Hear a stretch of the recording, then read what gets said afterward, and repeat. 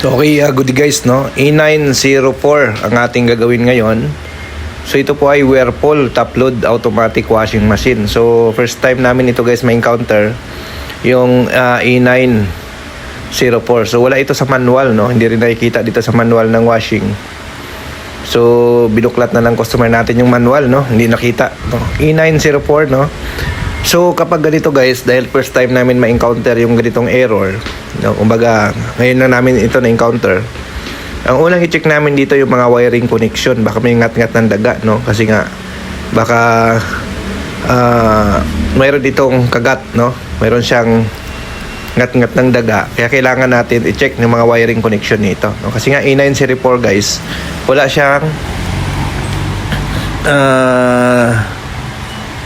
kumbaga hindi natin siya ma-identify kung anong board ang may problema, no? So first step muna tayo, check muna natin yung mga wiring connection nito para makita natin kung buo pa ba, no? So nandito tayo ngayon guys sa De La Paz, Biñan, Santa Rosa, Biñan, Laguna, no? Dito kami ngayon nag home service, no? So ayan, binubuksan na ng kasama natin yung likod nito para ma-check natin, no?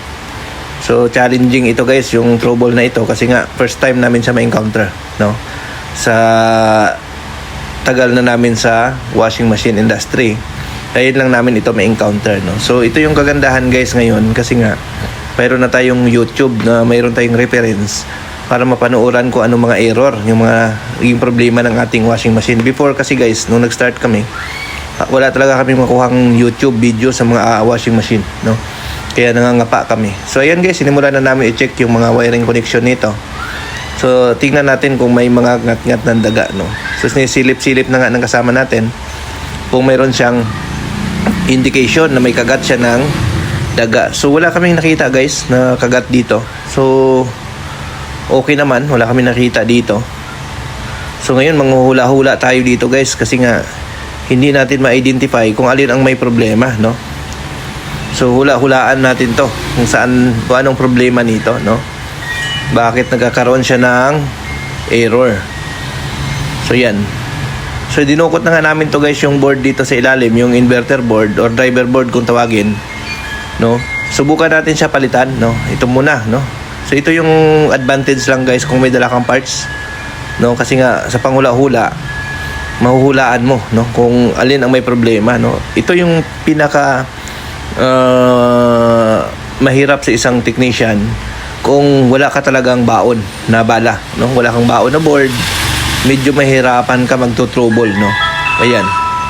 So ito guys, may dala tayong board, papalitan natin. Subukan natin kung itong board ba ang may problema, no? Kasi E904 kasi first time namin siya guys, no? Hindi natin siya ma-identify kung aling board ang may problema, no? So ayan. So kinakalas natin to yung socket, no? Para salpakan natin ang panibagong board. Ayan. So salpakan natin to, no? So kung kayo po ay magpa-service sa amin, no, message lang kayo sa aming Facebook page sa Northshire Repair Shop.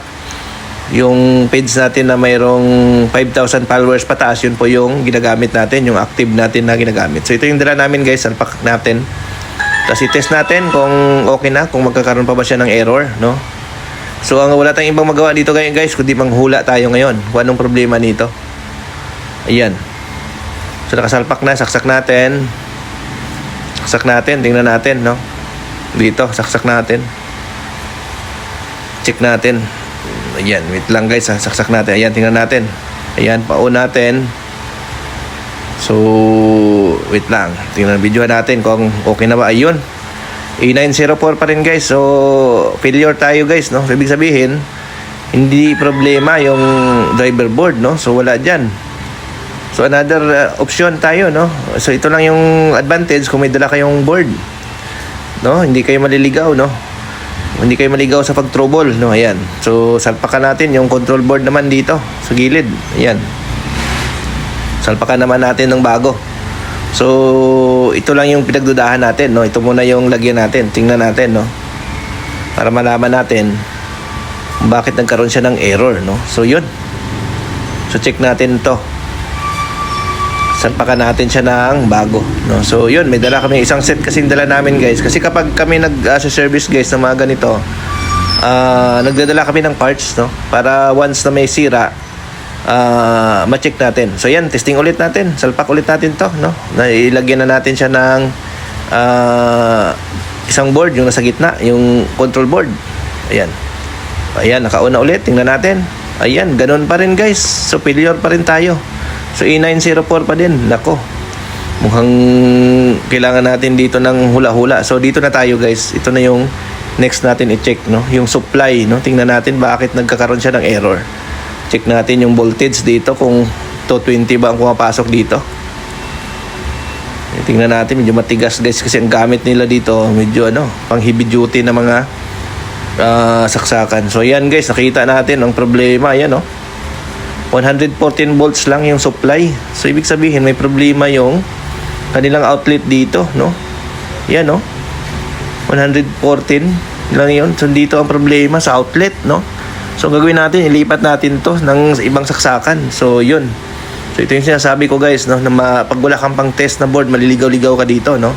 So isa din sa mga dapat gawin pag nag-trouble kayo guys, basic, no? Yung sa basic kayo magsimula, i-check nyo talaga yung saksakan, yung outlet, no? Doon dapat. So ito na overlock namin, hindi na kami nag-check dito.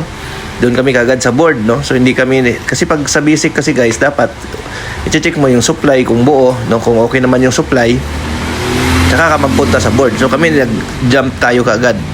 So ayan guys, so inon na natin, nilipat lang natin ng outlet. Ayan.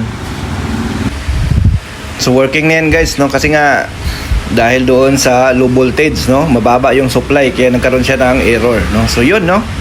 So yun, share ko lang to sa inyo guys para at least kahit paano baka may encounter nyo rin ito, magkaroon kayo ng idea, no? So kailangan talaga simulan natin mag-check doon sa outlet, huwag tayo kaagad mag-jump doon sa mga parts, no? So ayan, no? So okay na yan guys, working na siya. Ayan, wala na siyang error, no? So yun, okay, thank you, bye bye.